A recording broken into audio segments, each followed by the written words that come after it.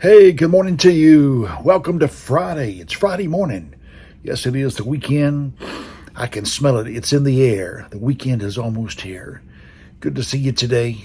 Good to see you. Got a new cap on today. FBI, firm believer in Jesus. Thanks to Marvin and Sharon Dunn for the new cap. And appreciate it so much. Hey, got a verse of scripture I want to read to you that you've read before, I'm sure, but boy, it sure sounds like it's on target this morning. First off, let me just tell you, if you live for God, there's blessings in living for God. Why do you live for God? Why do you go to church? Why do you do this? Why do you do that for God? Why? Is it really a better life living for the Lord? Oh, yes, it's a good life living for the Lord. It really is. And there's blessings in living for the Lord. Blessings that you would never, ever receive except that you live for the Lord. In the book of Psalm 37, verse 25, this verse of scripture, very familiar, but let me read it to you again this Friday morning. David, the psalmist, wrote, I have been young and now am old, yet I have not seen the righteous forsaken, nor his seed begging bread. There's blessing in living for God and living for God with your whole heart. You're not going to always have prime rib. You're not going to always, I'm talking about living for the Lord. You're not going to always eat prime rib. You're not going to always, drive a $90,000 truck. You're not going to always live in the biggest house in the neighborhood.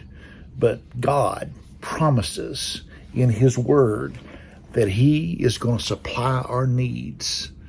He's going to supply our needs. Yeah, we have to do our part, obviously so.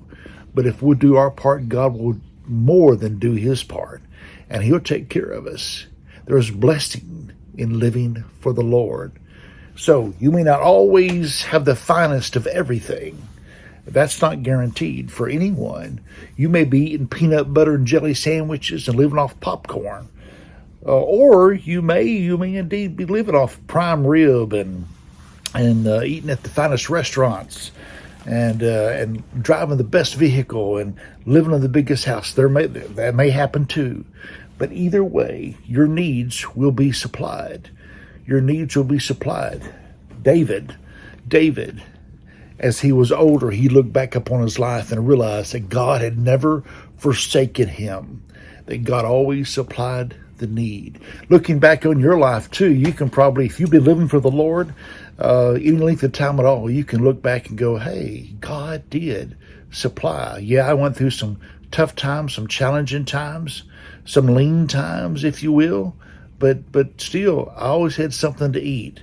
I always had a roof over my head. I always had, a way to get there. Even if I had to hitch a ride with a friend, I always had a way. God always made a way. Listen, God's going to make a way. You keep living for God, and God's not going to let you down. God will never embarrass you. He'll never embarrass you, and he will never go against his word. God is not a liar, but God is a promise keeper. God bless you today. Hey, have a great, great Friday.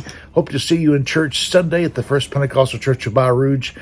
Special speaker Sunday will be William Bledsoe from Florida. He'll be here with us ministering Sunday morning and Sunday night. Come be a part of what's happening at the First Pentecostal Church of Baton Rouge. Good stuff is happening. God is working. I hope God's working in your life. And you know what? He is. He is. If you're living for him, with your whole heart, God is working in your life, and he's working it out for the good. God bless you.